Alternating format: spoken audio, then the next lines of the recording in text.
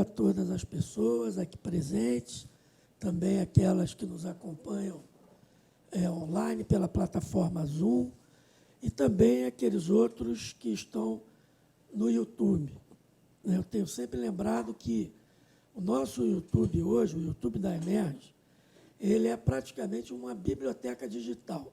Qualquer tema que você digitar no busca do YouTube da Emerge, vai aparecer algum seminário, evidentemente vinculado à área do direito.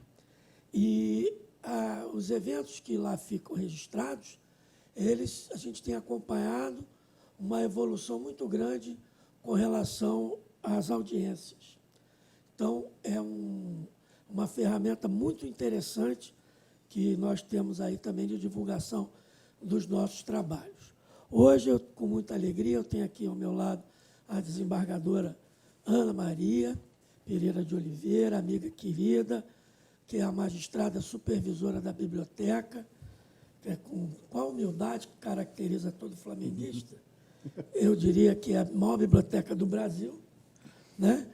E que, sob a liderança dela, nós temos conseguido aumentar a quantidade de pessoas que a utilizam e também a renovação de livros jurídicos e também dentro da interdisciplinariedade que caracteriza a Escola da Magistratura. Aproveitando, então, o ensejo da desembargadora Ana Maria, que coordena também esses encontros literários da nossa Escola de Magistratura já há bastante tempo, ela que, além de uma grande desembargadora, mestre em Direito, doutoranda em Direito, é também formada em Letras.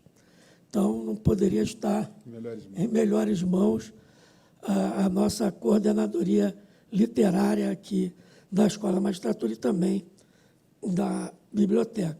Aproveitar o ensejo para convidar você a conhecer a nossa biblioteca, tanto presencial quanto virtual.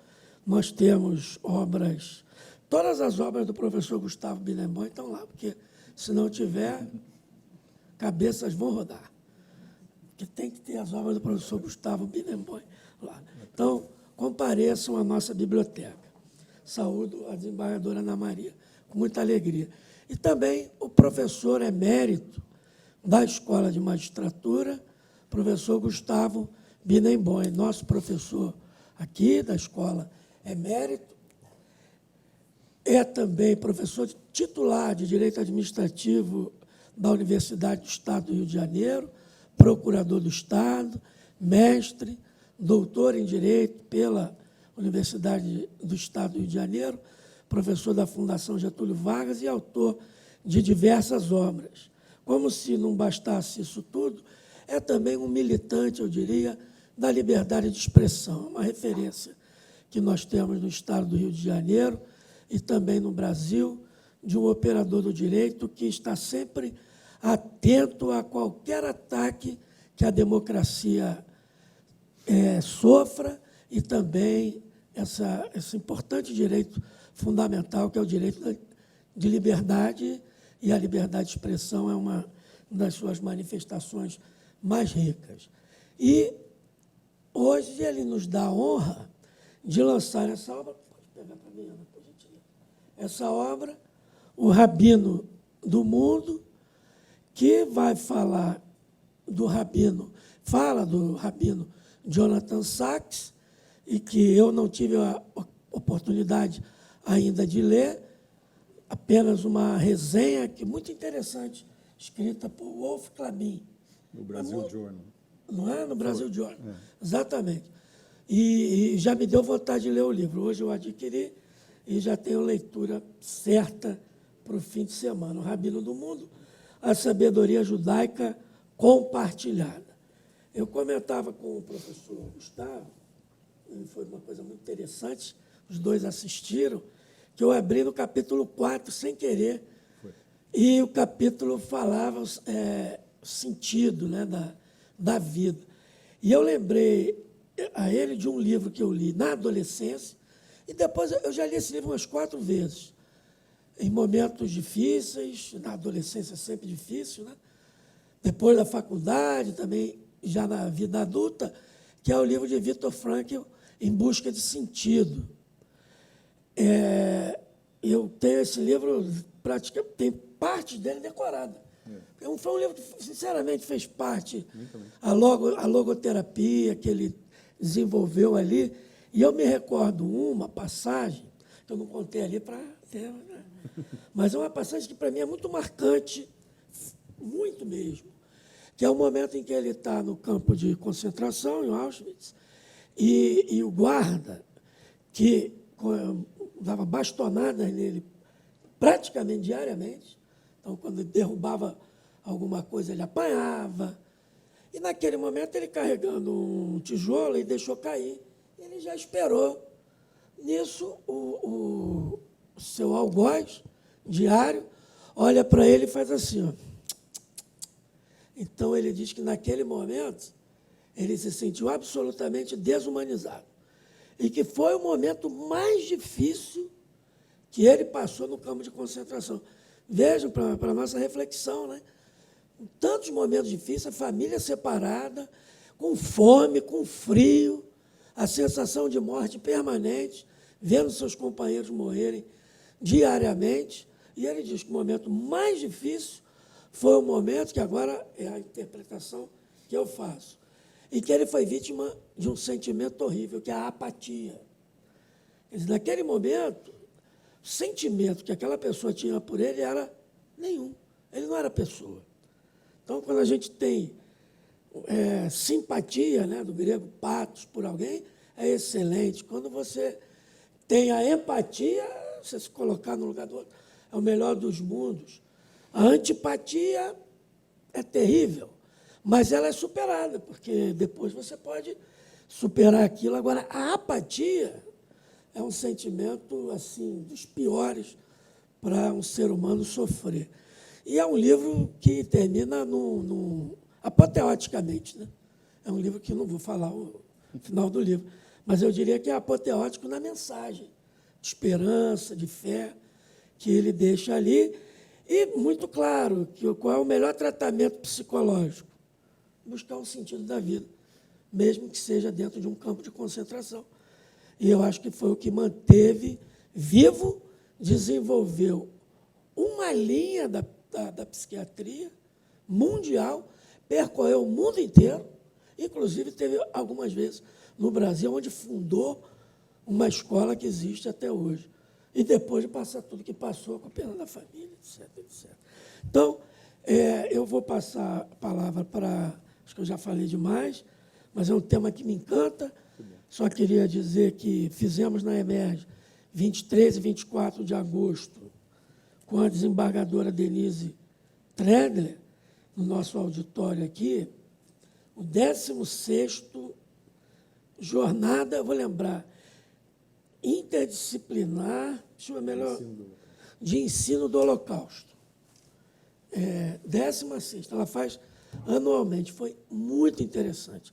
2 pessoas, inclusive o marido dela, vítima do Holocausto, não assim, vítima sim, porque ele morava feliz e contente em Varsóvia e foi para a Rússia, sofreu toda aquela agressividade também, a outra ditadura, né?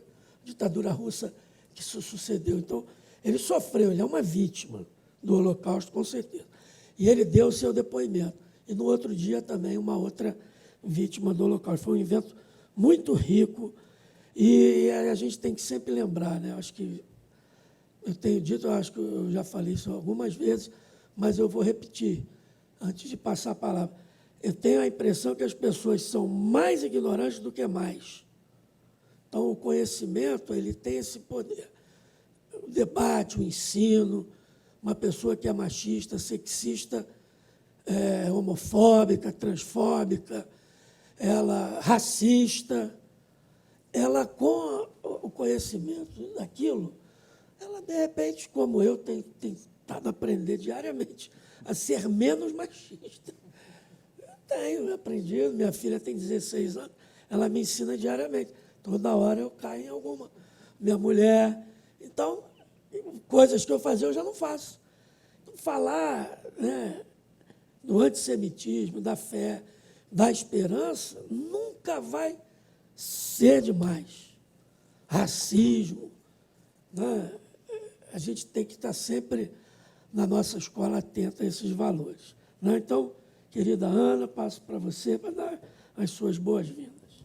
Muito obrigado. Boa tarde a todos que estão aqui, né, conosco nessa sala e a quem nos assiste pela internet, pela plataforma Zoom e pelo YouTube. Em primeiro lugar, eu queria agradecer imensamente ao professor Gustavo Binemboy por nos dar esta oportunidade de partilhar conosco esse livro. E nós viemos aqui para escutar o professor Gustavo, então eu só quero contar para vocês como é que tudo isso começou, né?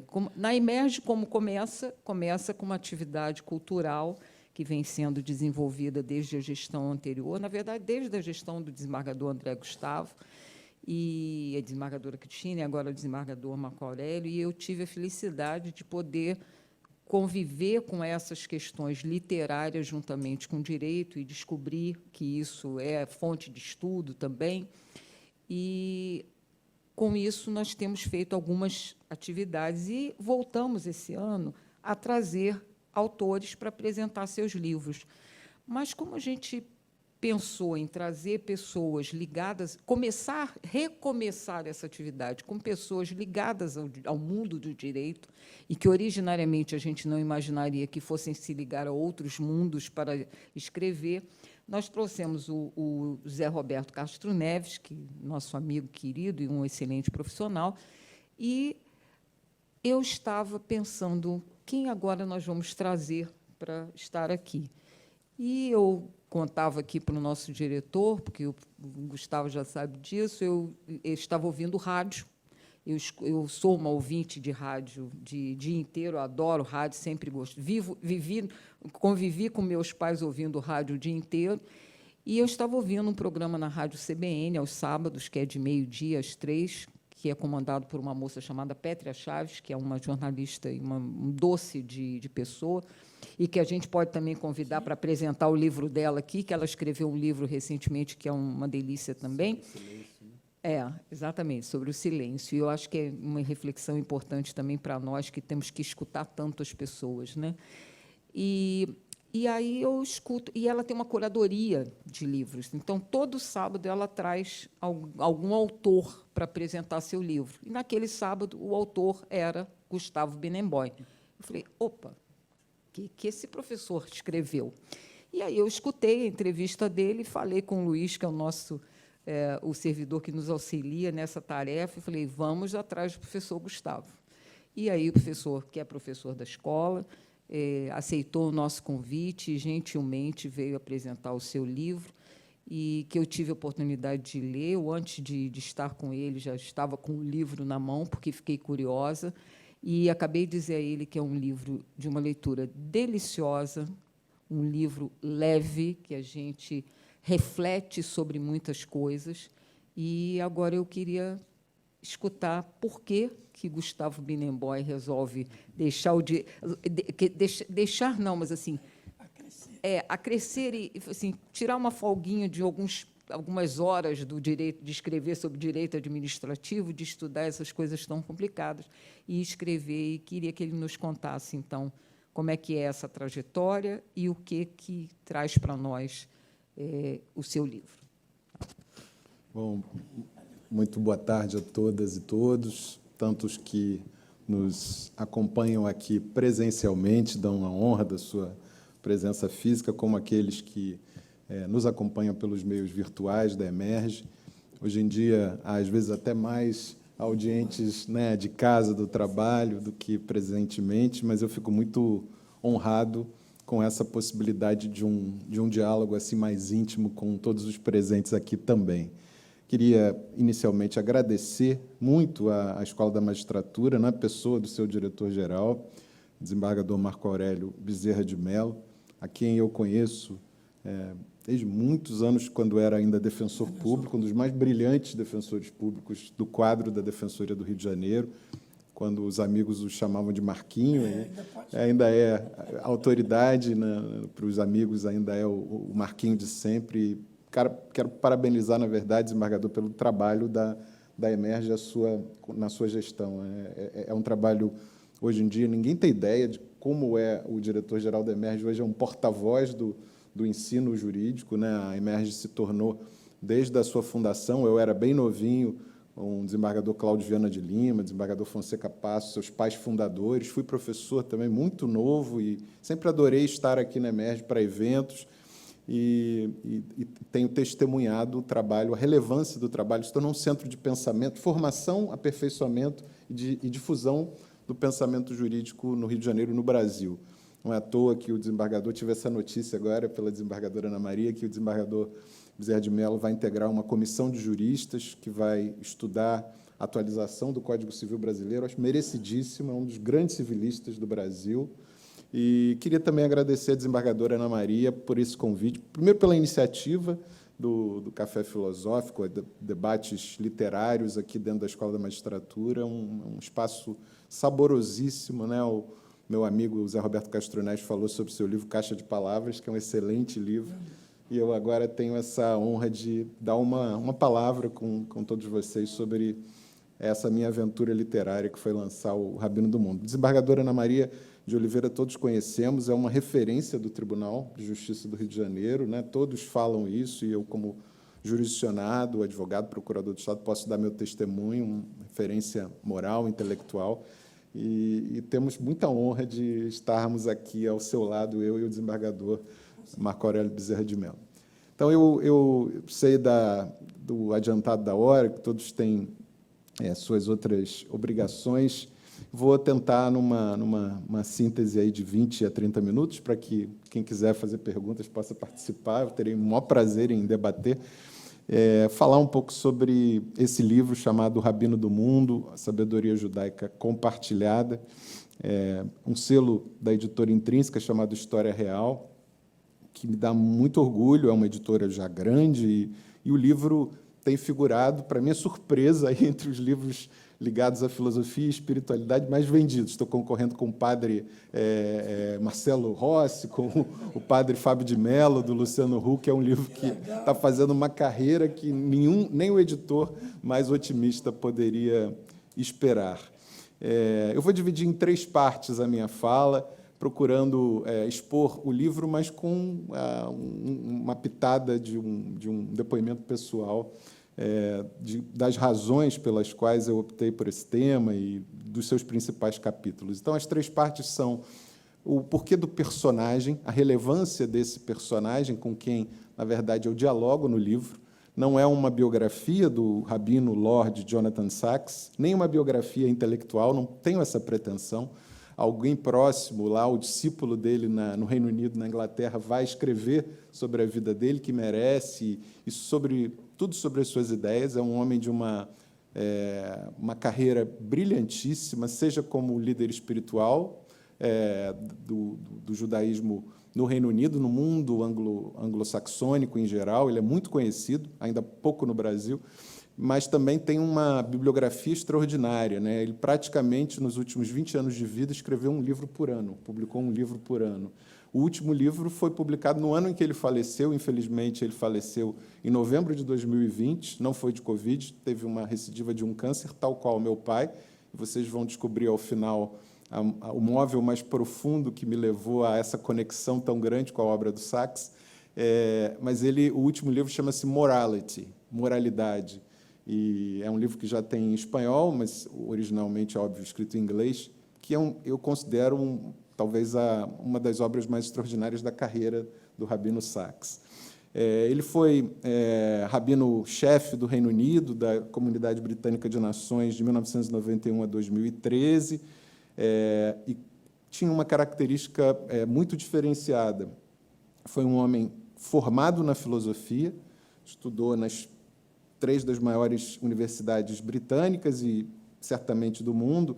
Ele estudou filosofia na graduação, mestrado e doutorado em Cambridge, Oxford e no King's College. Mas ele descobriu a sua verdadeira vocação na vida religiosa. Estudou na London School of Jewish Studies, e numa yeshiva, que é a Escola de Formação Rabínica, London Etz Chaim Yeshiva. E, em 2009, teve a honra de ser indicado e tomou posse, e nessa condição faleceu em 2020, na Câmara dos Lordes. Então, ele não era apenas Sir, primeiro ele foi Sir em 2006, depois foi indicado pela Rainha Elizabeth II e tomou posse como Lorde em 2009. Nessa condição, permaneceu até o fim da sua vida. Nada disso, no entanto, me impressionaria, porque há muitos lordes, há muitos intelectuais, há muitos filósofos, e, pelo mundo, há muitos rabinos. O Sacks tinha algumas características como líder religioso e educador que sempre me encantaram. Para quem não sabe, a palavra rabino significa literalmente professor, e, basicamente, no judaísmo, o rabino é um professor da religião, um professor dos costumes, alguém que se legitima pela própria comunidade, não há uma autoridade central no mundo judaico como o Papa, como uma autoridade suprema e dotada de infalibilidade, né? Mas há uma espécie de legitimação pelas próprias comunidades locais que formam nas escolas rabínicas e escolhem os seus próprios rabinos. O Sacks foi certamente, e acho que não exagero, o maior líder religioso do mundo judaico do seu tempo. Ele foi escolhido muitas vezes para representar o judaísmo em diálogos interreligiosos, tanto com o Papa Bento XVI, como com o Papa Francisco, já o atual Papa, com o Dalai Lama, com outros líderes religiosos da Igreja Anglicana Inglesa, e sempre se destacou como uma voz não apenas importante do judaísmo, mas como uma voz do humanismo mundial.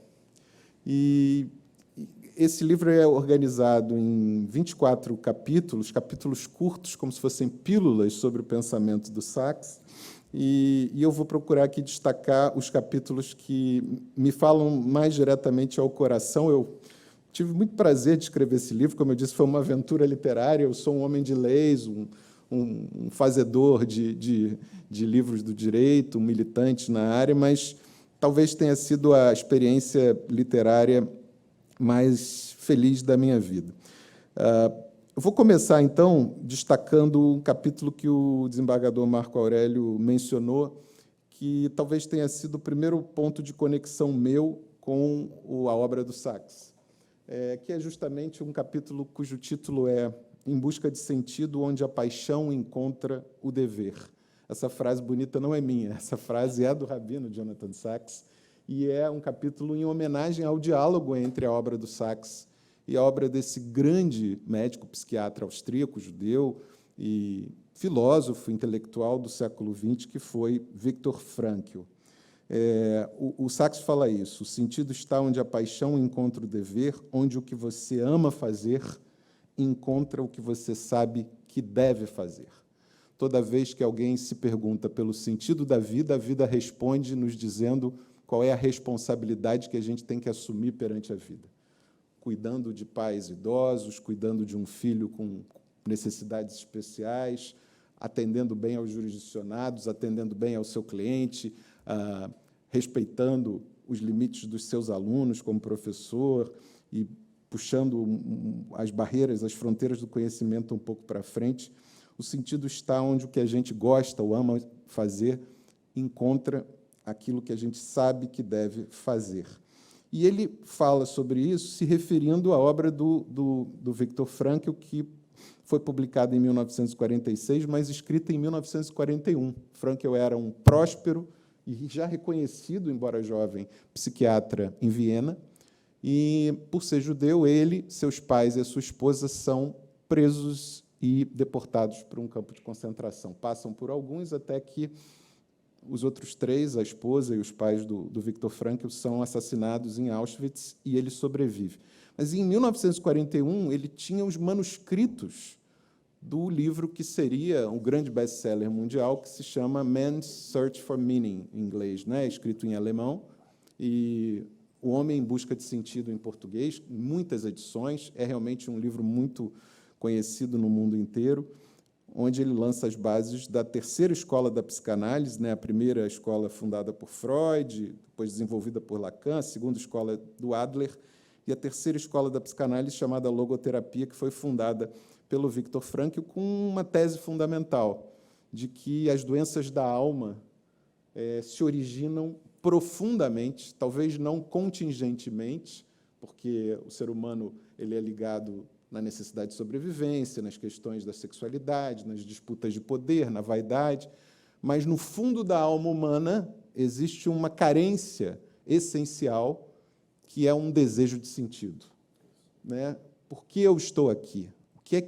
Qual é o ideal digno de ser vivido que me faz levantar todos os dias, que não seja reduzido à busca do prazer, a um exercício nihilista, um exercício de uma vida sem nenhum significado? E o Frankl responde a isso. O sentido da vida se encontra na busca constante pelo seu sentido todos os dias.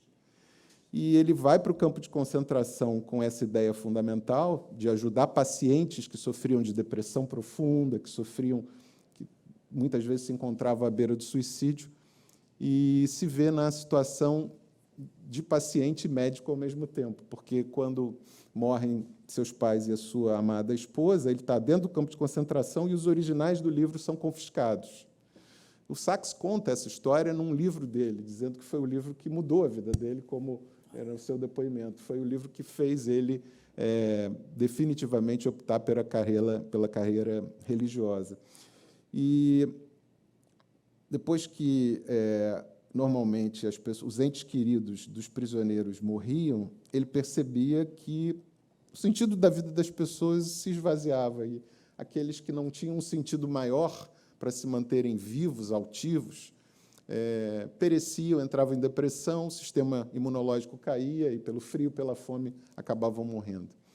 E ele percebeu que a sua tese tinha ali, primeiro, um laboratório clínico para ser praticada e, segundo, uma experiência pessoal que garantiria a ele a própria sobrevivência. Então, ele fez do sentido da vida dele no campo de concentração cuidar dos seus colegas, das pessoas que procuravam por ele em busca de consolo, em busca de aconselhamento psicológico, que precisavam se conectar com um sentido mais profundo da vida. E ele se perguntava: e qual é o sentido mais profundo da minha vida?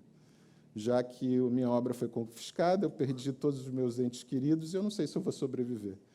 E todos os dias, depois de aconselhar as pessoas, atender, faziam-se filas de prisioneiros para ouvirem o aconselhamento psicológico do Frankl, ele recitava, para não esquecer, como desembargador Marco Aurélio, os trechos do livro, e fazia isso ao cair da tarde todos os dias.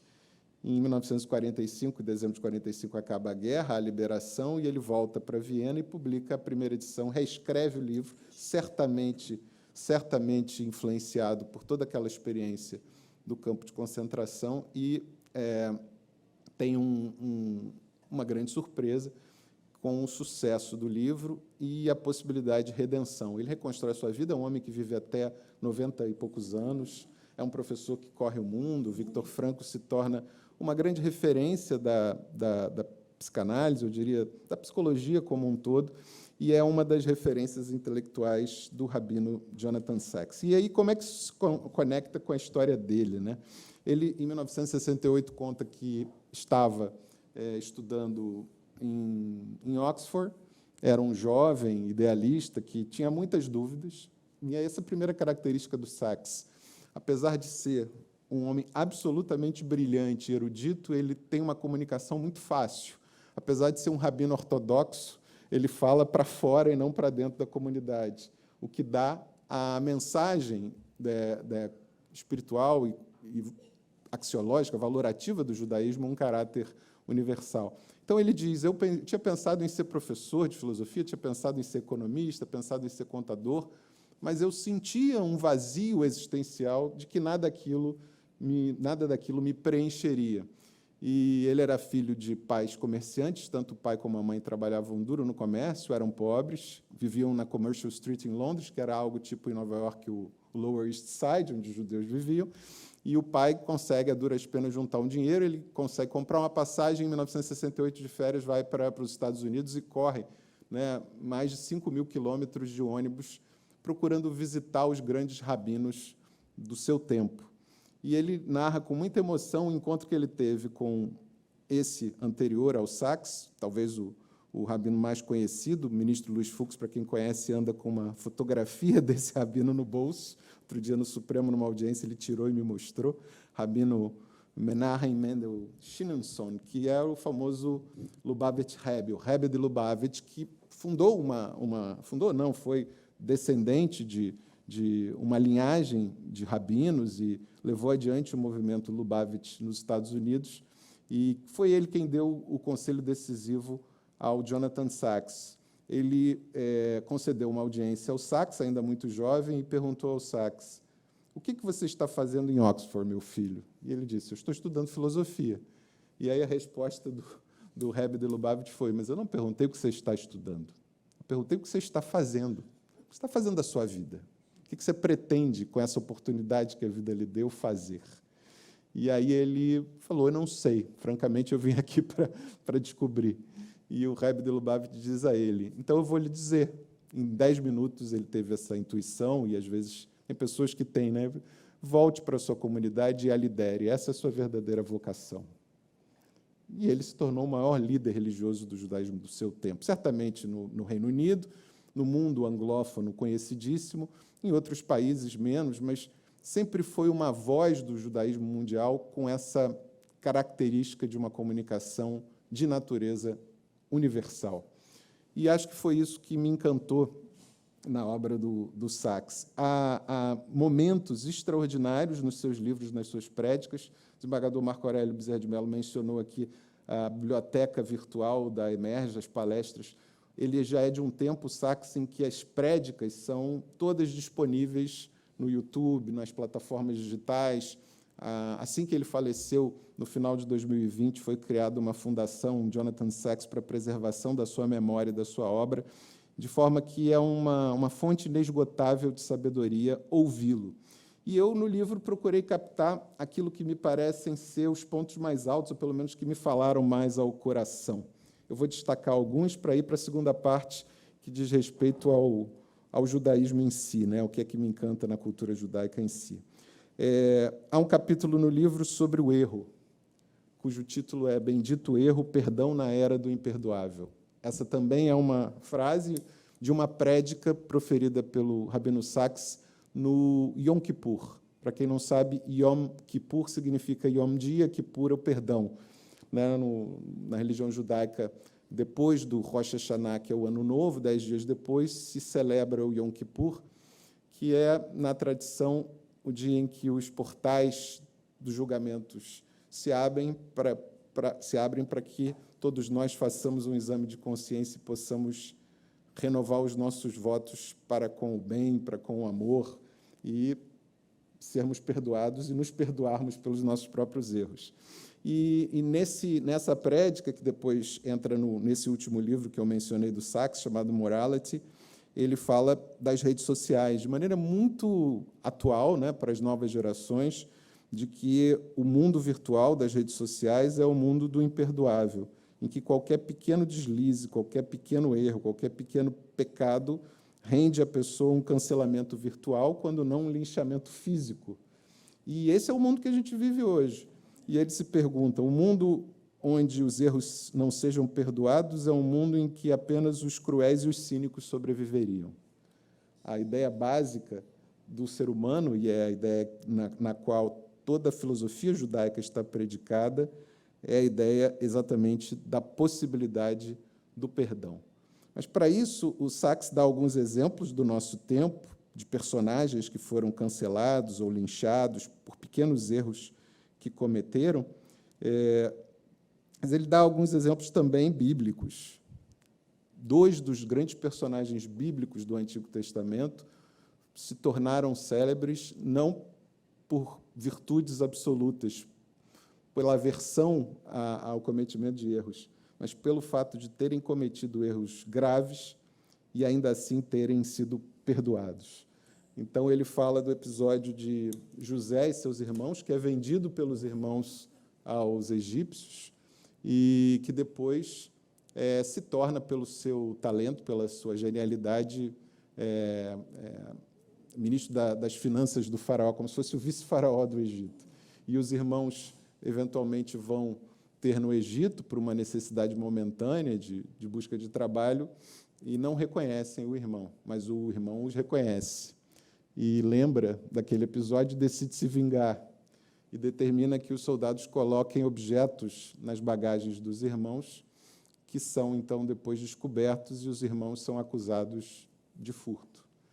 E aí o irmão mais velho, que era Yehuda, vai falar com José e diz: nós precisamos voltar para a nossa terra.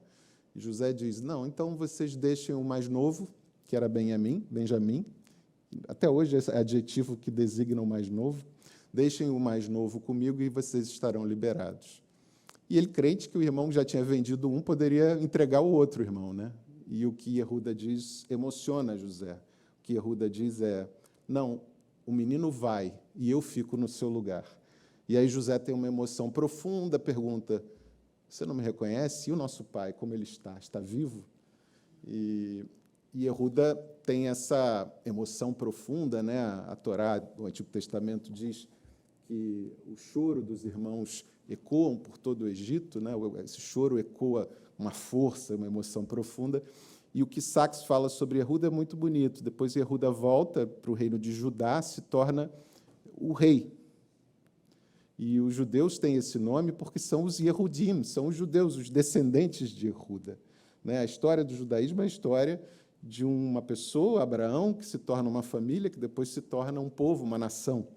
E ele diz: diferentemente de outras religiões que contam a história de um homem perfeito, Deus que se fez homem, o judaísmo é predicado em homens e mulheres imperfeitos.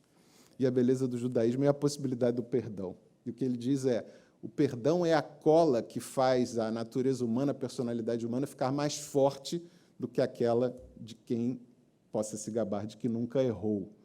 E Yehuda é esse primeiro exemplo bíblico que ele dá exatamente como alguém que passa pela experiência da angústia profunda do erro, do pecado, e que, ainda assim, sobrevive a ele, é capaz de se arrepender profundamente, o que no judaísmo se chama techuvá, que é o retorno, e o mais difícil, né, a psicanálise nos ensinou isso, que é perdoar a si mesmo, ser capaz de olhar para frente e dizer: errei, e ainda assim a minha vida é digna de ser vivida e eu sigo em frente.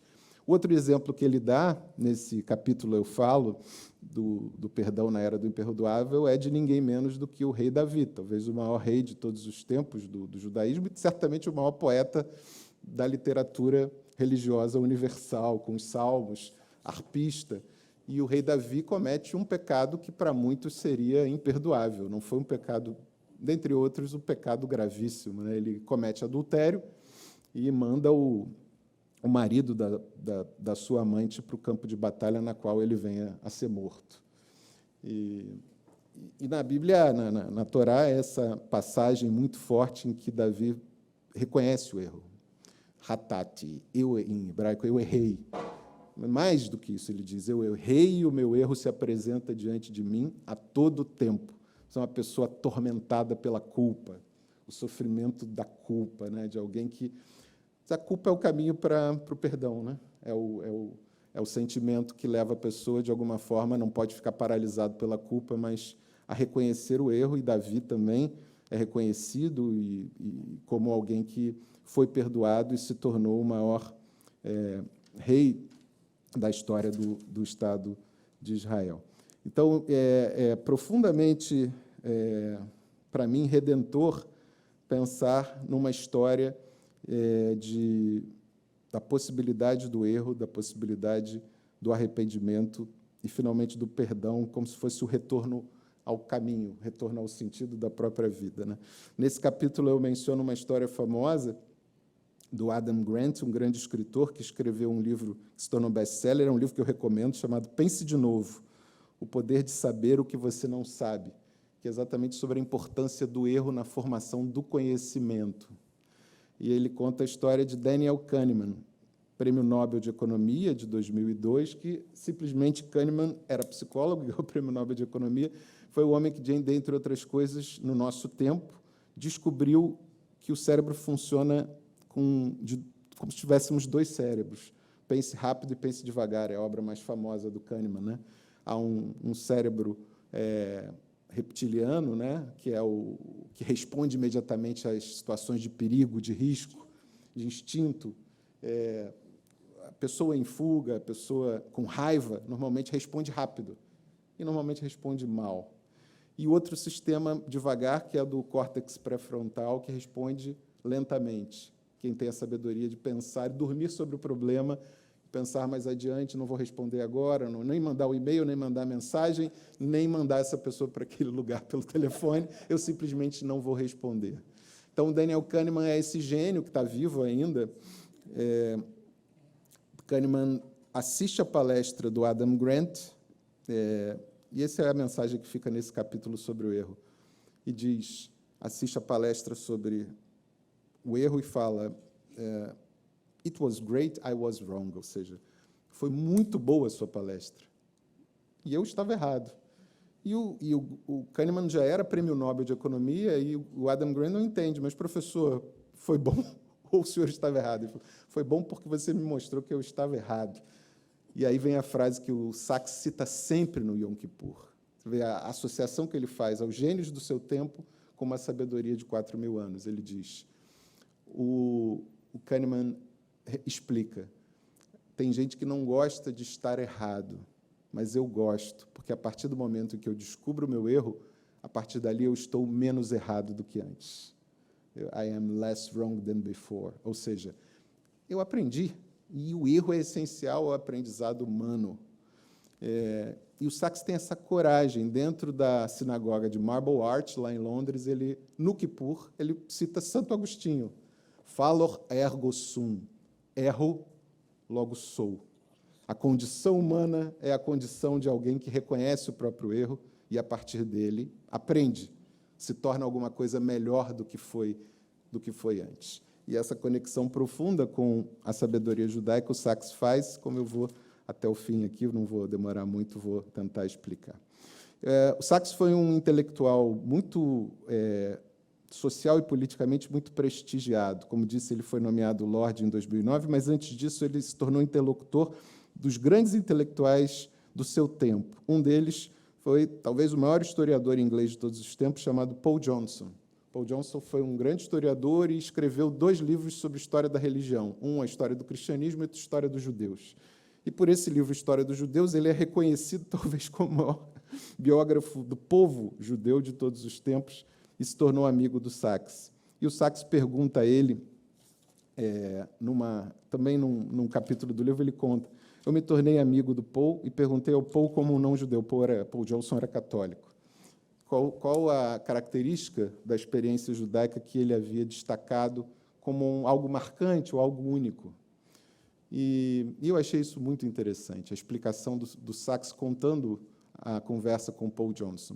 Paul Johnson, certamente, alguns já ouviram falar, historiador, assim, né, talvez do seu tempo maior, dos maiores de todos os tempos. E aí o Sachs se explica. O judaísmo legou à humanidade a capacidade de combinar o eu com o nós, a preocupação com a dimensão individual da vida com a dimensão comunitária da vida. E ele explica, aí já como rabino, na história da humanidade, a origem do reconhecimento da dignidade da pessoa humana, do ser humano como um fim em si mesmo, e não como um meio para a satisfação dos interesses ou dos objetivos de outras pessoas, o marco fundamental é a história do sacrifício de Isaac.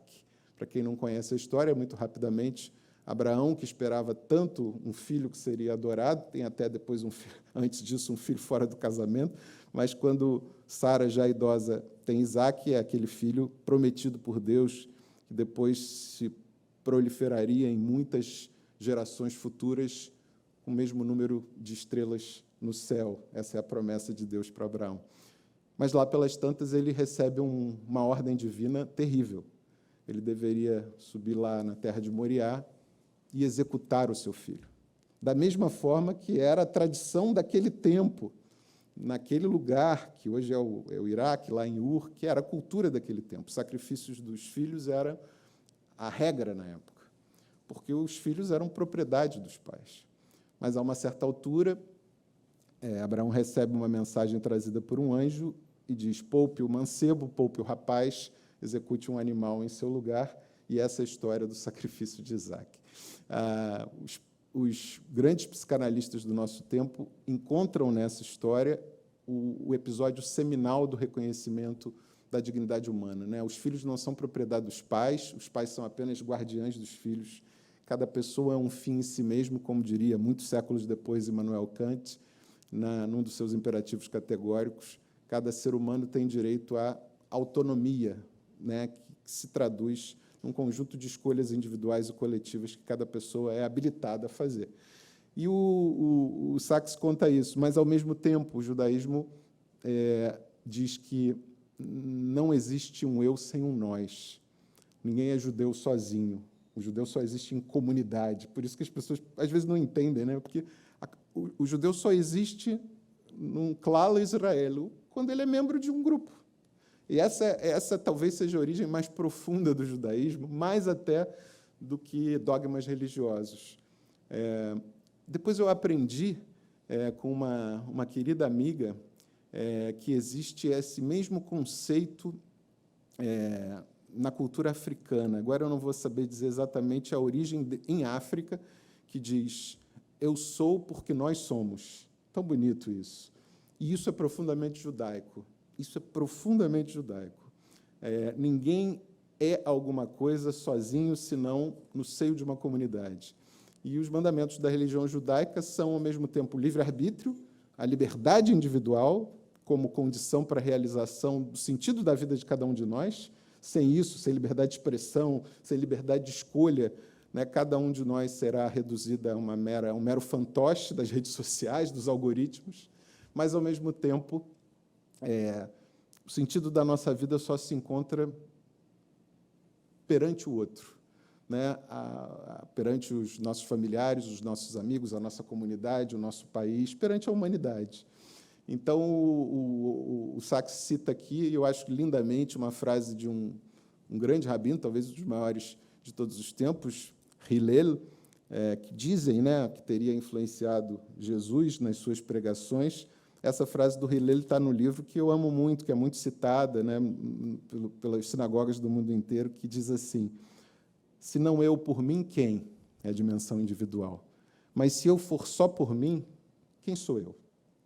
E essa é a mensagem básica do judaísmo, né? Cada um é livre para fazer o que quiser da sua vida. O judaísmo é predicado profundamente na ideia da liberdade de escolha, do livre-arbítrio, mas, ao mesmo tempo, em compromissos éticos com a coletividade, tanto com a comunidade judaica como com a comunidade maior.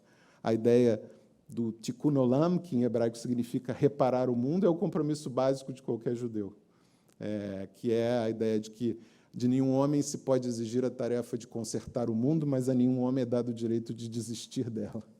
E, por outro lado, a ideia de tzedakah, que no cristianismo é traduzido como caridade, para o judaísmo é uma obrigação, é um dever.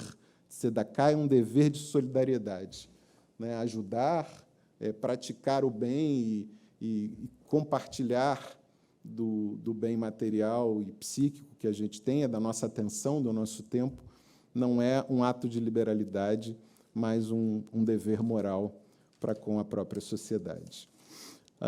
Eu teria muitos outros capítulos para destacar, mas eu acho que já falei bastante. Vou continuar só para cumprir o que eu prometi sobre a segunda parte, as características que na obra do Sachs mais me encantaram, que é o judaísmo como um saber paradoxal, e, finalmente, as razões pessoais profundas que me levaram a escrever esse livro, que eu tenho falado sobre esse livro com muita alegria em vários lugares do Brasil, Eu normalmente digo que essa terceira parte, quando eu me conecto com razões familiares e pessoais, é a parte que eu choro. Aqui, talvez isso não aconteça, mas normalmente vem uma emoção sobre essa história familiar que envolve meus antepassados. Eu digo no livro que muita gente diz, eu tenho amigos não judeus que são amantes da cultura judaica, das tradições, da sabedoria judaica, dizem: o judaísmo me interessa porque ele é dialético, né? Numa referência a Hegel, e depois no materialismo histórico de Marx, né? Da tese, da antítese. Mas eu diria mais, o judaísmo se insere numa tradição sapiencial ligada ao paradoxo. O judaísmo, para mim, é simplesmente paradoxal. E há outras culturas do mundo que cultivam o paradoxo como uma forma de aprendizado, né? Na cultura chinesa, Confúcio era amante dos paradoxos, né? É atribuída a Confúcio uma frase que eu gosto muito. Confúcio dizia: todos nós temos duas vidas, mas a segunda só começa quando a gente se dá conta de que a vida é uma só. É uma frase profundamente judaica, né? É uma ironia porque na ideia da dialética, você tem sempre uma tese e uma antítese muito claras. O paradoxo não. O paradoxo implode uma linha de argumentação e te deixa sem chão, para depois abrir outras formas de pensar um problema absolutamente desconcertantes e inaugurais, né? Então, eu destaco no livro 3 paradoxos do judaísmo. Sobre um deles eu já falei, que é entre o eu e o nós. Nenhuma religião, nenhuma cultura é tão focada no individualismo como o judaísmo, mas nenhuma cultura também dá tanta ênfase aos compromissos coletivos do indivíduo em sociedade, porque viver é sempre conviver, né? Não é à toa que grandes capitalistas, banqueiros do mundo foram judeus, e Karl Marx era judeu também, né? Então, os judeus estão sempre dos dois lados do indivíduo e da coletividade, da liberdade individual e dos nossos compromissos com o outro, os compromissos com a comunidade. O segundo paradoxo é entre escolher e ser escolhido. O Sachs fala muito sobre isso. E eu acho que ele fala muito bem. Em toda a sua passagem de 11 anos até a morte pela Câmara dos Lordes, ele foi certamente a voz mais poderosa do mundo contra o antissemitismo. E ele fazia isso com sabedoria e com um certo senso de humor, né? Uma das epígrafes do livro, sobre o capítulo sobre antissemitismo, o capítulo é uma ironia. Ele fala: meu antissemita favorito. Ele está falando de Nietzsche, ninguém menos do que Nietzsche, talvez um dos maiores 3 ou 4 maiores filósofos do século XX. E que ele dizia: Nietzsche, muitos odeiam o judaísmo porque o judaísmo rejeitou o cristianismo, mas Nietzsche odiava o judaísmo porque o judaísmo criou o cristianismo. Exatamente, os primeiros cristãos eram judeus. E esse era o mesmo problema do Voltaire, né? Assim, ele odiava qualquer religião, ele era um agnóstico militante, e de embalo dava uma odiadinha nos judeus também. Mas o que eu acho mais interessante nessa discussão, que o Sachs fala, o antissemitismo é uma forma, é um produto da ignorância e, muitas vezes, de sentimentos que as pessoas não conhecem. E cita o paradoxo do Freud, que está também citado no livro, que é uma frase do Freud que eu acho muito saborosa, que é: a inveja é a forma mais sincera de admiração. Muitas vezes, o que você odeia tem alguma coisa que você não tem.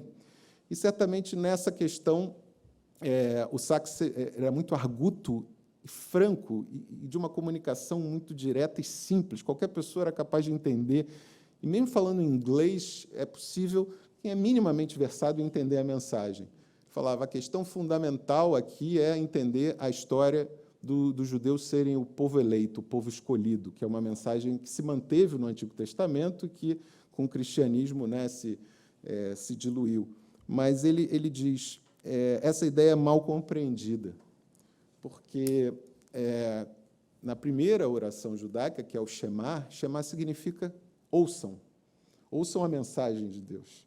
Então, ele diz: os judeus não são tanto o povo escolhido, eles são o povo capaz de escolher. Não foi tanto Deus que escolheu os judeus, foram os judeus que escolheram seguir a Deus. Há tantos outros, a quantos outros a mensagem pode ser dita e eles não tiveram ouvidos de ouvir, ou fizeram ouvidos moucos? Essa era a ideia que ele fazia sobre isso. E eu acho que essa é uma ideia muito interessante, porque, embora as raízes mais próximas do antissemitismo sejam ligadas, primeiro, não temos nada contra os judeus, mas contra a sua religião, porque não aceitaram a Jesus. Depois, não temos nada contra os judeus, mas contra a sua raça, né, porque eles não se misturam. Depois, no século XX e XXI, não temos nada contra os judeus, mas contra o seu Estado nacional, né, que é a forma mais comum de se dizer: eu discordo da política do Netanyahu e, por isso, Israel não deveria existir. Ninguém diz: eu discordo da política do Putin e a Rússia não deveria existir. A questão é a crítica política, democrática, e não contra a existência, a legitimidade da existência de uma nação feita num Estado desde 1948. Mas o que eu acho que a raiz desse problema é essa ideia paradoxal de os judeus terem sobrevivido a esses quase 4.000 anos de história. Enquanto todos os povos daquele tempo da Antiguidade pereceram e desapareceram e se diluíram, por que não ceder a uma cultura universalista que vai igualar a todos, desdiferenciar a todos? Por que insistir na dignidade da diferença, né, de uma crença, de uma fé que rendeu aos judeus tantas perseguições? E aí o Sachs diz: hoje, a ideia de universalidade mais contemporânea não é a ideia de igualação. A imposição de uma igualdade numa única cultura é profundamente autoritária, se não totalitária. As pessoas têm direito a ser quem são, a cultivar a sua própria identidade. E o reconhecimento da dignidade na diferença, esse paradoxo, somos todos diferentes, mas iguais na diferença, é o que permite a cada pessoa ser quem é, estar no mundo como pode estar, cultivando as suas crenças, né? No caso dos judeus e de outros povos, a sua ancestralidade, as tradições que vieram da sua família, sem que isso necessariamente ofenda ninguém. Exige apenas um exercício de tolerância e de respeito para a igualdade na diferença, e não uma igualdade artificialmente imposta a todos. Isso também eu aprendi na obra do Sachs, brilhantemente exposta pelo seu autor. Finalmente, há inúmeras outras coisas sobre as quais o Sachs fala. Eu acabei de escrever um artigo aí para uma revista, agora com a publicação desse livro, descobriram que talvez eu possa dar uma contribuição, que é o paradoxo entre a vida e o mundo vindouro no judaísmo, né? Há religiões, hoje, como na Antiguidade, que eram obcecadas com a ideia da morte, né? De que a realização profunda do ser humano vai se dar depois do fim da vida. A ideia de um mundo vindouro seria o tempo da redenção, né? De que o meu reino não é deste mundo, de que o mundo é um mar de lágrimas e que a felicidade se encontra do outro lado, além túmulo e não aquém túmulo.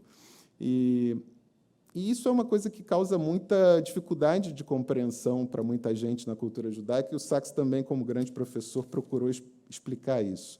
O que ele diz é basicamente que é muito claro na Torá a crença no mundo vindouro, no Olam Abá, e também a crença na ressurreição dos mortos em tempos futuros messiânicos.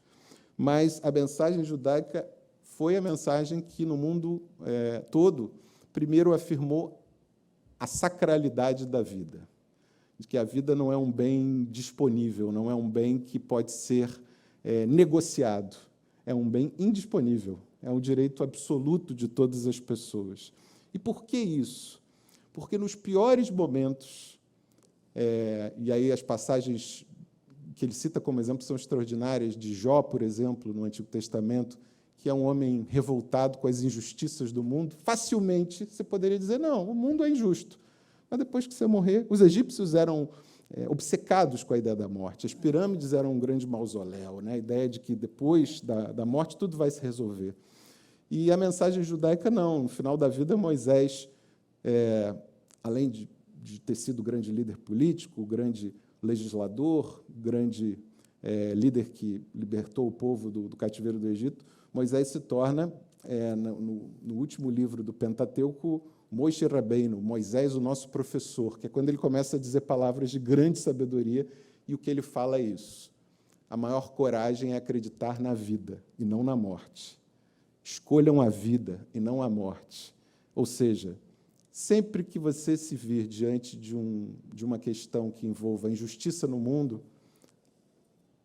a opção do ser humano é crer na vida, é lutar pelo aperfeiçoamento do mundo, pela reforma das instituições, e cada tempo tem as suas grandes questões políticas e sociais.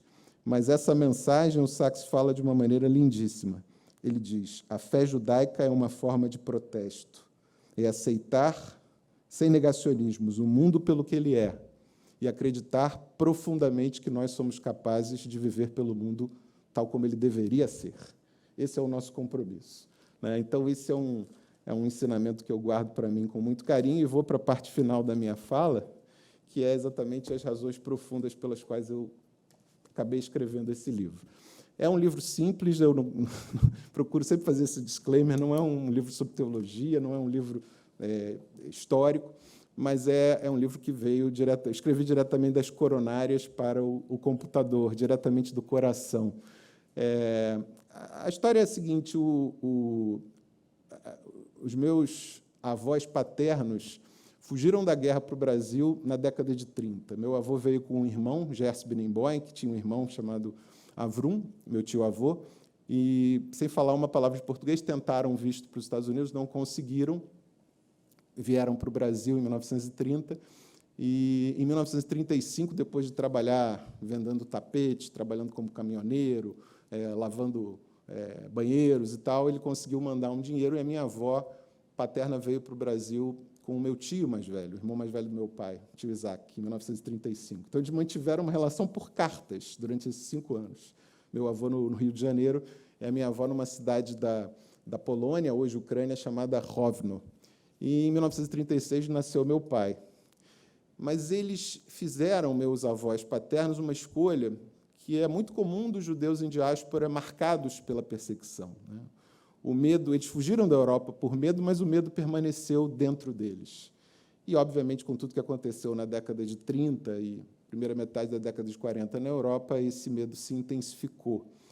E a escolha foi afastar os filhos do judaísmo de maneira radical, não dar educação judaica aos filhos. E meu pai e meus tios estudaram em escolas públicas do Rio de Janeiro, moravam no subúrbio carioca do Meier, onde eu vivi até meus 20 e poucos anos. E essa história chegou até mim como uma história de negação, de interdição. O judaísmo não era um assunto na minha casa. Minha mãe não é judia, então, tecnicamente, eu nem seria judeu. Eu até falo sobre isso, que o Sachs conta essa história, como a tradição mudou da patrilinearidade no judaísmo para a matrilinearidade, até a destruição do segundo grande templo, em 70 depois de Cristo, com a expulsão dos judeus e o início da diáspora de Jerusalém. A ideia da identidade judaica era dada pela descendência paterna. Mas o que aconteceu foi que os romanos decidiram dar uma espécie de solução final para o povo judeu nessa época. E tomaram uma decisão de matar todos os homens e estuprar as mulheres, de modo que a descendência das mulheres do povo judeu não seria judaica. É então que os rabinos se reúnem e decidem mudar a tradição. Se eles fizeram isso conosco, a nossa resposta será que os filhos de mães judias serão judeus, ainda que seus pais sejam os romanos. E isso garante a continuidade do povo, ainda que em diáspora, um povo desterritorializado, sem soberania, sem autoridade sobre as suas próprias tradições, mas isso garante a continuidade. E isso se deu na Península Ibérica, com os reis católicos na Espanha, 1497 em Portugal. O Brasil sofre isso intensamente. E, então, a história da minha família é muito parecida com essa tradição, que é uma tradição escondida, tradição marcada pelas perseguições, pelo medo. O que acontece, no entanto, é que esse meu avô paterno, que havia escondido dos filhos a sua história e a sua origem, procura um neto, justamente o neto caçula da família, que veio a ser eu.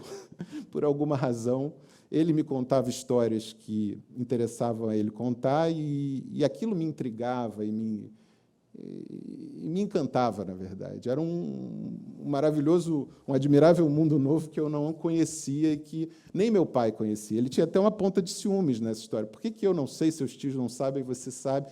Histórias muito fortes, pesadas, né? Ele tinha um irmão mais novo, comunista, chamado Abba Binemboim, que fugiu já no início da década de 40 da Polônia, só que fugiu pela França. E a França dominada, ele foi capturado pelos nazistas e morreu depois em Auschwitz. Nunca ninguém soube desse tio Abba, que depois eu vim a descobrir que era irmão mais novo do meu avô, Gers. E histórias extraordinárias que eu jamais entendi, e nem porque o meu avô queria ter esse contato comigo. O que acontece na vida é que a gente não espera, né? Como o desembargador Marco Aurélio abriu o livro e apareceu Victor Frankl, que foi um autor importante na sua história, na sua vida. Eu acabei me apaixonando por uma mulher que é judia. Judia de verdade, não judia paraguaia como eu. Sou um judeu paraguaio, né? Um curioso, alguém que ama por resiliência, né? O judaísmo. Mas a minha mulher estudou escola judaica, frequentou o movimento juvenil, o tio dela, o Sérgio Nisquet, foi presidente da Federação Israelita do Rio de Janeiro, e eu acabei tomando contato com aquele mundo. Talvez os psicanalistas expliquem por que eu acabei me apaixonando, né? Vocês justamente procurem alguém aquilo que falta a você. E a partir dali eu voltei a ter um contato, fiz um caminho realmente de retorno com o mundo judaico, com a comunidade judaica, com a religião judaica, e nunca foi tão importante uma conversa como a que eu tive com um rabino aqui do Rio de Janeiro, muito conhecido, autor de livros, um intelectual extraordinário chamado Newton Bonder, né? E tem um livro que virou um best-seller, uma peça chamada Alma e Moral. O Newton realmente um grande pensador do judaísmo, e numa conversa ele falou para mim, eu contei essa história, ele falou: Gustavo, para mim só é judeu quem tem um neto judeu. Como assim? Ele falou: então, quando você passa o bastão, quando você entrega a ele o melhor de você, que é o seu testemunho de vida. Então, o seu avô, na verdade, caiu uma ficha, né? Meu avô não queria morrer sem me contar. Ele não queria morrer sem ser judeu. Ele não queria que aquela história desaparecesse no seu próprio túmulo, né? Essa é a forma de imortalidade mais bonita, né? Que aquilo, de alguma forma, pudesse se perpetuar e que aquele conhecimento fosse transmitido às novas gerações. Então, quando na pandemia volta o câncer do meu pai, ele tinha tido um câncer de pele, que a minha irmã dermatologista diagnosticou, e ele foi curado, mas o médico havia nos dito: se tiver recidiva, se prepara, porque esse tipo de tumor dermocístico é fatal, dá logo metástase. E aí durou 3 meses, e ele ficou em casa durante a pandemia, e eu descia, eu estava na serra com minhas filhas, minha mulher e a família da minha mulher, e descia para vê-lo, conversar com ele. E toda vez que eu tinha que me inspirar, porque, imagina, né, conversar com uma pessoa já em cuidados paliativos, a pessoa tem tudo para dizer: a vida não vale a pena, né? Vou pensar na morte, não na vida. Eu tinha que me encher de alguma espécie de consolação, alguma espécie de esperança para transmitir a ele. E o Sachs foi esse companheiro. Nas prédicas no YouTube, nos livros, foi ali que eu me aprofundei. Eu já conhecia, né, a obra dele, mas eu percebi ali que havia um conselheiro com quem eu dialogar, e toda vez que eu vinha falar com o papai. E eu conto isso no livro, na verdade é o prólogo do livro. O início do livro é a morte do meu pai, e o final do livro é o menino Jonathan, e um episódio muito difícil da minha vida em que essa história toda me ajudou muito. A história é, eu converso com meu pai e pergunto para ele: pai, eu não quero te desrespeitar, você teve uma história de vida única, linda, ele tinha 84 anos, mas eu queria saber, já que você está perto de se despedir, se você gostaria que eu dissesse o Kadesh. O Kadesh é a oração judaica dos enlutados, que ainda se fala em aramaico, porque o aramaico era a língua do povo, né? A língua religiosa, que era o hebraico. E, para ser acessível a todos, é falado em aramaico. E tamanha era a emoção e tamanha a interdição, né, que foi ensinado de que ele tinha que se afastar daquilo porque aquilo seria perigoso, ele não conseguiu dizer sim, ele só balançou a cabeça, chorou, concordando, dizendo o que eu entendia que seria bonito, né? Eu não sou uma pessoa especialmente mística, mas eu entendi que aquilo era um registro simbólico de uma afirmação de uma história que ele não tinha vivido, mas que iria se perpetuar através de mim e das minhas filhas. E assim foi a história desse livro. No fundo, foi uma terapia pessoal, foi um encontro com um intelectual extraordinário e com todos os autores que o Sachs me apresentou e que eu, da forma como eu consegui, eu coloquei nesse livro. Né? Uma das coisas que eu aprendi com o rabino Lord Jonathan Sachs é uma história que ele me fez entender que foi vivida pelo meu pai.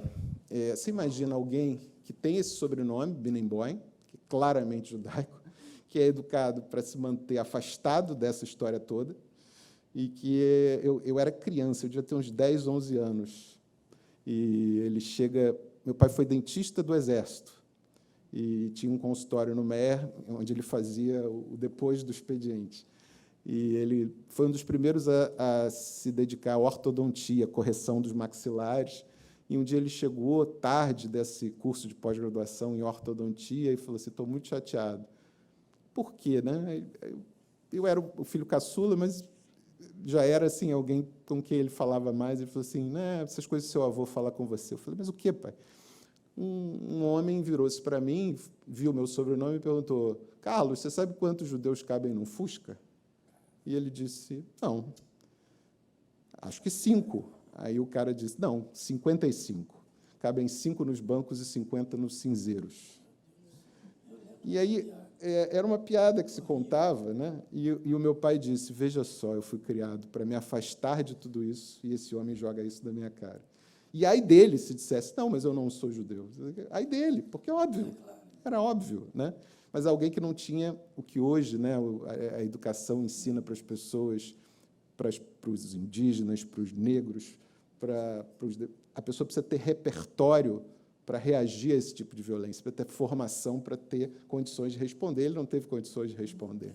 E a história do Sachs, que eu acho muito bonita, quando ele foi nomeado Lorde, desembargadores, ele foi ter com a rainha.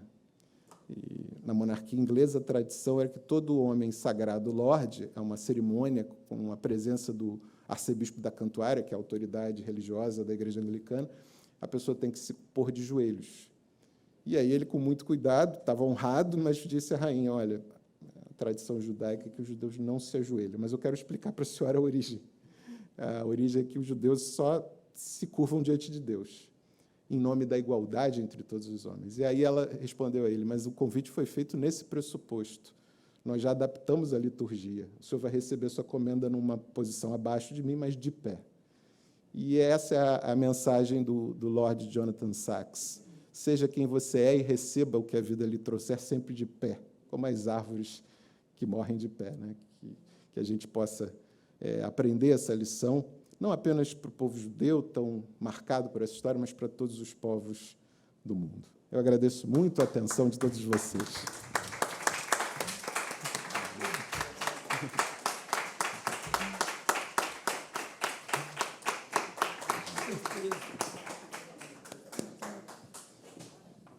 Eu me senti aqui que nem o Jô Soares, lembra? Quando acabava o programa, que a entrevista era muito boa, todo mundo... a gente podia ficar aqui. Até, sei lá, o tempo voou. Tanta beleza, cultura, emoção, tudo ao mesmo tempo.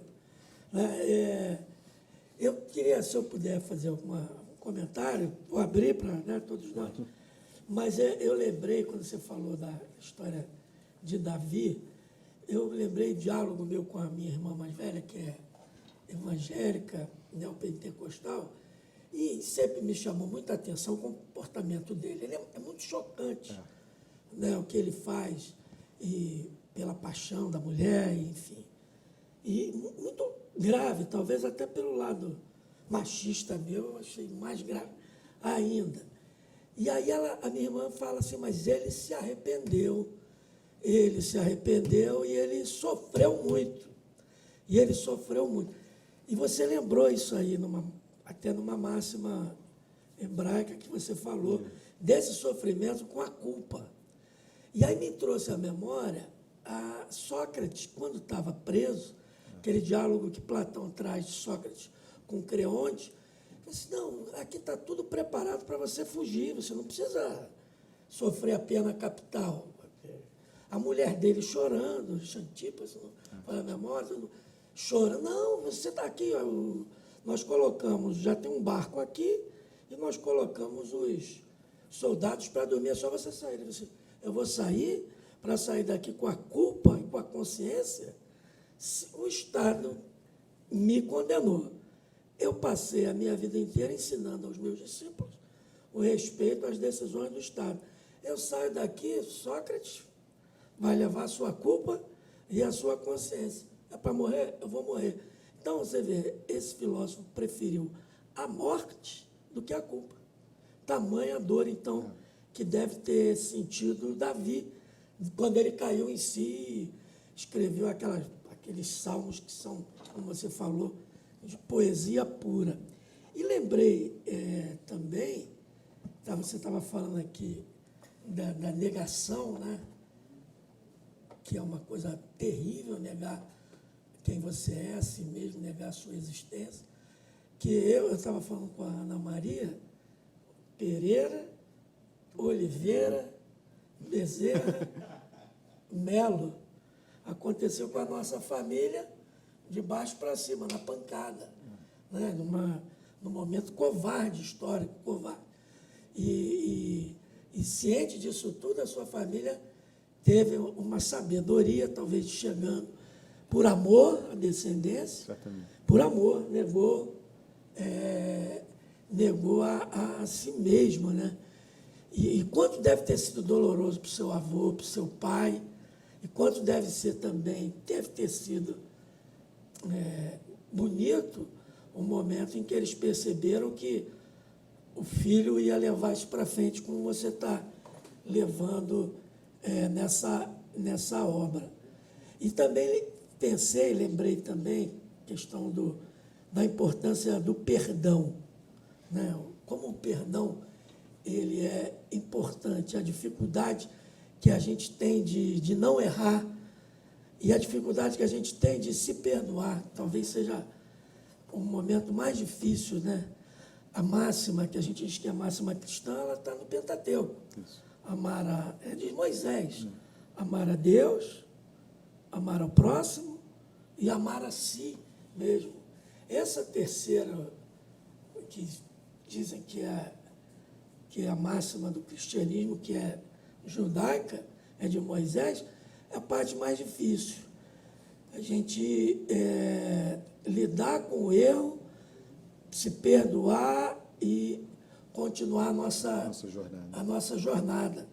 E várias pessoas, eu lembro, por exemplo, lembrei de Paulo de Tarso, uma figura extraordinária que se hoje temos as lições cristãs desse grande judeu, Jesus, foi graças a Paulo de Tarso que começou a pregar para os gentios, né? E ele romano, se torna judeu, quem ele perseguia, que eram os cristãos, ele passa a, digamos assim, a transmitir aqueles ensinamentos do judeu Jesus para frente. E tem uma das cartas dele, uma máxima que eu acho bonita, que ele fala assim, eu não sei porquê o mal que eu pratico eu não consigo evitar. E aquele bem que eu quero, eu não consigo praticar ainda. Então, um homem que fez talvez a maior revolução interna de uma pessoa na história, para mim, é Paulo de Tarso. O que ele era, o que ele se tornou.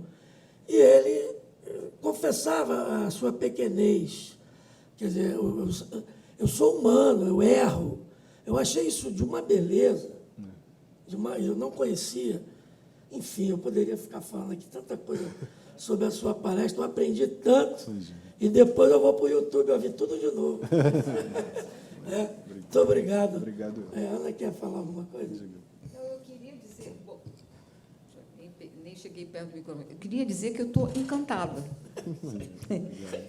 Porque, assim, eu acho que foi uma das falas mais bonitas e, enfim, ensinamentos que ficam... Porque, assim, realmente eu estou encantada, estou agradecendo. Dizem que nada na vida é por acaso, né? Eu estou agradecendo aqui a alguém que estava por aí, né, que me fez escutar aquele programa naquela hora, naquele momento, porque talvez eu tivesse um contato diferente com o seu livro, né? Então, e quando ele diz que o livro é um livro simples, despretensioso, como ele se referiu ali há pouco com a gente, realmente é um livro simples, mas é um livro que encanta. E agora eu descobri por que o livro está escrito dessa maneira, porque ele simplesmente mostrou para nós, apresentou aquilo que marcou. E eu queria só, no finalzinho já do livro, tem uma... E eu fico aqui, né, dentro de um espaço que é de uma escola, né, uma escola diferenciada, cujos alunos têm algumas características muito diferentes, porque a gente tem aqui alunos que estão em busca de uma carreira, então estão lá no curso, né, que é um curso de pós-graduação, com nível de pós-graduação. A gente tem magistrados que assistem aulas aqui, a gente tem um curso que é iniciado, né, dado inicialmente para os magistrados. Então, eu sempre fico pensando assim, por que é importante, né, a gente tratar de tantos temas aqui, né? E o Gustavo cita aqui o Sachs falando de educação, e aí ele fala de Moisés e Felipe. Eu vou ler só um trechinho que diz assim: por que essa preocupação com a educação, indaga Sachs? Porque para defender um país é necessário um exército, mas para defender uma civilização são necessárias escolas. Precisamos de educação como um diálogo contínuo entre gerações. Qualquer que seja a sociedade, a cultura e a fé, precisamos contar aos nossos filhos, e eles também aos filhos deles, sobre os valores que nos inspiraram e os objetivos que nos moveram até aqui. E precisamos, sobretudo, confiar que eles chegarão mais longe do que nós, quando chegar a sua vez de escrever o seu capítulo da história.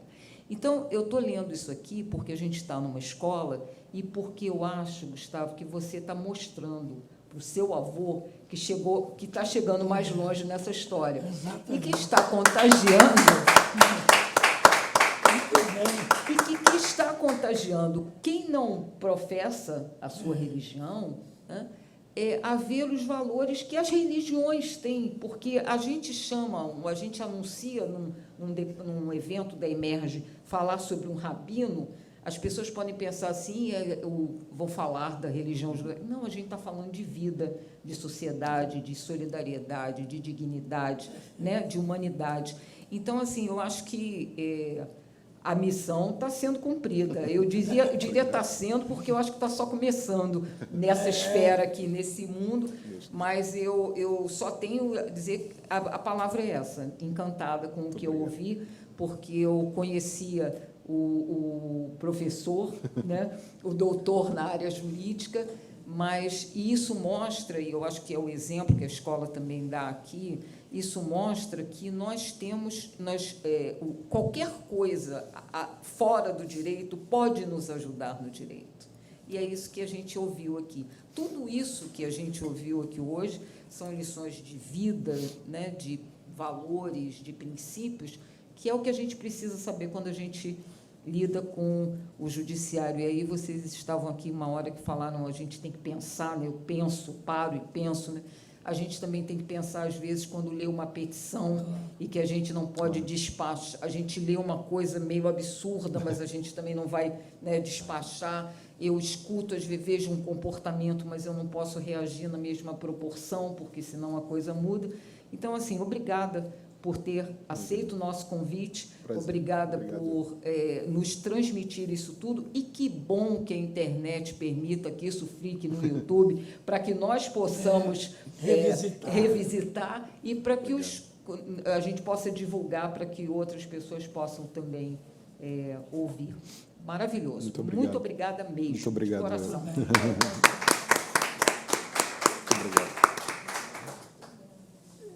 Alguém quer fazer um comentário? Volte à sua comunidade e lidere ela. Isso aí.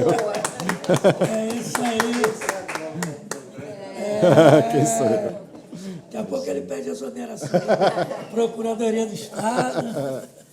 Muito obrigado a todos pela presença e por tudo.